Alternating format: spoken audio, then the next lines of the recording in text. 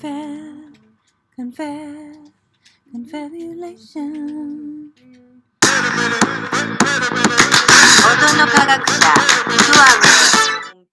It's almost replacing radio stations, YouTube, maybe even a visual aspect of, and also an anonymity that is very, unique to media. Not really radio, but because it has that element, you have a little, but it's, they're reporting real life situations Mm-hmm. are occurring right now. And and I was in that room the other day, and someone said, well, CNN just put like a little clip of it that lasted about 2 seconds, and that was the only coverage that was done. Mm-hmm. Yeah, So we gotta put the citizen back in charge, like, so that's the citizen has to be part and parcel of, of the decision making process. You cannot continue to be making decisions by proxy. And the problem of proxies, again, philosophically, is the same problem as middlemen. Because if we are to have a just and equitable economy, we need to cut the middlemen, really. Like, I'm not saying no middlemen, because there is some middlemen that we need them. For example, we will always need somebody that will take the merchandise and transport it. So, but when I have for the same task, 20 people doing the same task and just being middlemen with no additional effort, that's first, it kills creativity and it doesn't add any value to that. And if you say that, they tell you that's a Marxist without even, like, I mean, it's not, those are just economic, that's an economic analysis that basically tries to, for the sake of productivity and for the sake of profitability, is trying to look at the chain, the chain of distribution, of production. So basically, is optimizing. It's just about optimizing. So maximizing and optimizing. So basically, is looking at the middlemen, and middlemen, we have them everywhere in politics, in news, because even in the news production process, you have these sources like Reuters. When we were working at Voice of America, Reuters, AP, AFP, those are your sources of news. Then you report that as well, plus your interviews. If there's an event and you interview people, that also becomes a source of information. But you are told what to cover every day. What about today? I decide to cover somebody in Sri Lanka that saw gorilla. Why can't it become, who decides saliency? And like, it's always the same. Now you listen and it's the same. It's just the spin that is different. But not everything has to have a spin. That's why cancel culture is just basically a spin. You cannot, like, oh, this, we cannot, okay, I understand that. And that's another danger here with postmodernism a bit. So I said that one side is political correctness.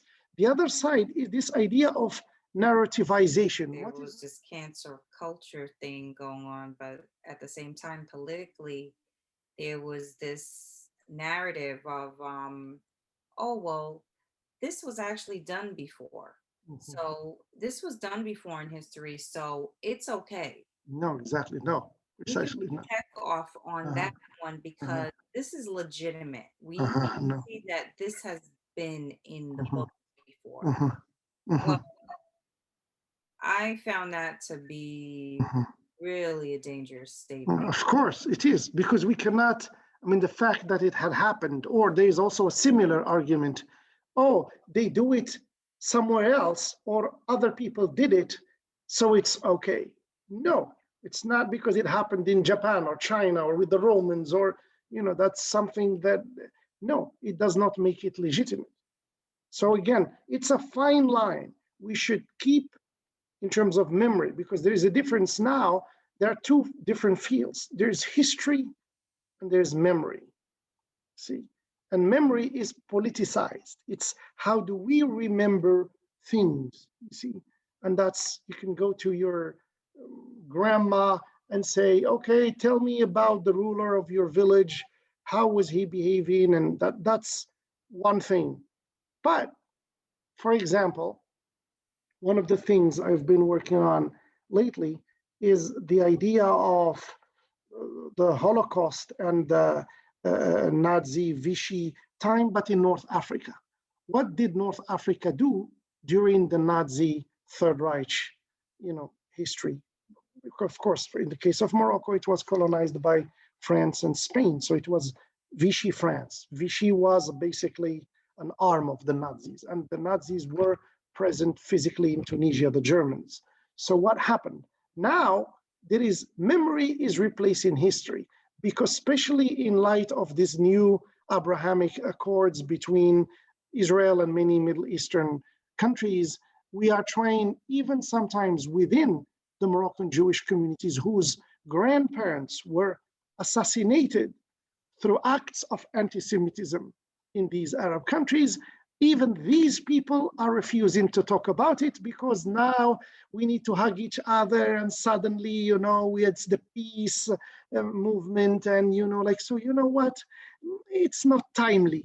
But that's, that has nothing to do. I'm not saying, it had happened. I'm not saying that it's happening now. I mean, okay, now it's fine. We are doing peace, and that's excellent. But historians have to continue. We cannot whitewash things or wash them in any color just because there are some current political circumstances that dictate that this has to be said or unsaid. It's like with religion, the Holy Grail and Mary Magdalene and Jesus, and it becomes uncomfortable for many people because, again, people who like to have a sort of a centrist belief, and beliefs are fine as long as they are beliefs. For example, mythology is one thing. It has a role. Like in Morocco, when it was colonized by France, the French people deposed, or actually not deposed, but they took the Moroccan Sultan then, which is equivalent of king. They took the Moroccan king and exiled him to Madagascar because he had refused to abdicate. And while he was away, there was a resistance movement, an ongoing resistance movement in the country, but people saw his face on the moon. That was a mythology, because at the time, some clever guy was just giving his portraits to people and saying, you gotta, of course, we're talking about, decades, and, so people were not as quick-witted as they are today. I mean, in this digital media way, I mean, all the time people are smart and intelligent, but in that sense, so basically they gave them his portrait and say, look at it for like 20 or 30 minutes, then look at the moon. So obviously you're gonna see the projection, so a lot of people saw him on the moon. Now, that being said, I understand the value of myth. Myth has a function, but as long as it remains as a myth. If I have a political agenda and I'm a lobbyist for the Moroccan political system, and I try to use that to tell you that actually people saw him on the moon, well, if you're going to go that route, then you have also to change your educational curriculum and stop telling people that Armstrong was the first man on the moon, so it's the King of Morocco that was the first man. We cannot mix registers. You see, myth has a function, no problem. It serves a purpose. Maybe at that time it served to sort of bring Moroccans together with a common vision to fight colonialism. It's fine. But when we do the remembering today, we cannot let lobbies of memory. So my research, I found that actually at the time, like many countries, including in the United States, what happened to many Nazi scientists, they were given exile and they came here and started working with many intelligence agencies because they were scientists. But then after that, when you apply for a visa or something, they tell you, have you ever been part or a member of a Nazi party? Because that's the ground for denial of but who got all those, same with Peron in Argentina, who got all those Nazi, people and scientists and rich people into Argentina. Same with Franco, with one of the popes, very famous case of one of the popes. He's like 1 foot here, 1 foot there. So, and again, our effort can be in the understanding of the why.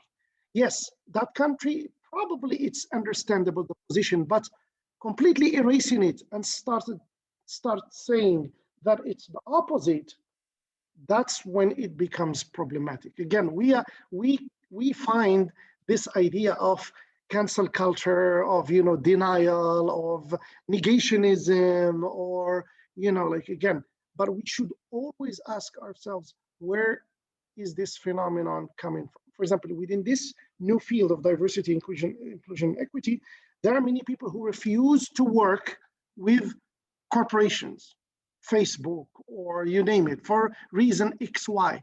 But if you push it further, you will see that actually we're talking about a meta category that is higher than that, which is the category of boycott. Does boycott always work? Gandhi did it with the British, it worked. Other boycotts don't work. I am not personally like a fervent advocate of boycott. I do believe that we should sit and talk with people no matter what their beliefs are, because it is in the exchange of these views. Plus, my views are conditioned by my journey, and I cannot expect other people to have my views. And I should hang out more with people who do not have my views, because if I keep hanging out only with people who share my views, that becomes a sect.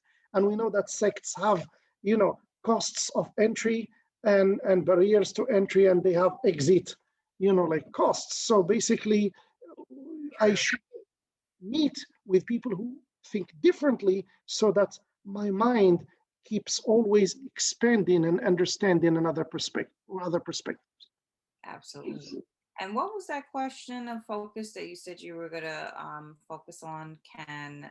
Um, can the can a company? That's not the way you ordered it, but Like is basically is being culturally, inclusive and diverse and equitable.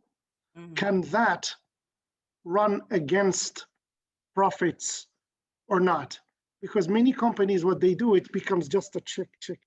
Either because if I am doing business with you, and part of your criteria is that I have to be certified and I have to be, checking all those diversity and inclusion boxes, then I do it just basically to be able to do business with you, not necessarily because I believe in it. Because beliefs, it takes time. I mean, to change paradigms, that's not something easy. I mean, it's like when we had slavery in this country, many people believe that, and they used to tell you, well, it's not the time, that's what it is. And so now anybody that tells you it's not the time, let's just follow what other people do.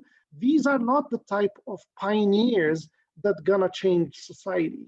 Always the people who run against society, and that you could pick it from even kids and how they behave, not socialized into the masses.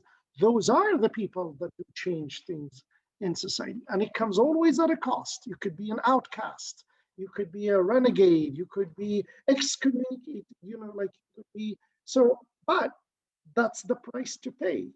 But at least you are sincere with yourself. There is a delicious joy that comes from this idea of being sincere with yourself, because we cannot, we all keep changing, we all keep evolving. We could be religious, then become spiritual, then become non-religious, and that's fine, because those are evolving patterns that we carry with us depending on our stops in our journey. And I cannot expect your stops to be my stops. That's something that, so we gotta sort of lower our guards, because then we're gonna be, with this political correctness, we cannot talk about anything, and we're gonna be rendered to talking only about the weather. And even the weather with climate change, that also becomes political. So, you cannot basically talk about anything, or I just give you lip service. Yes, yes, you're right. Yes, yes, yes, yes, and that's it. And Yeah, listen, and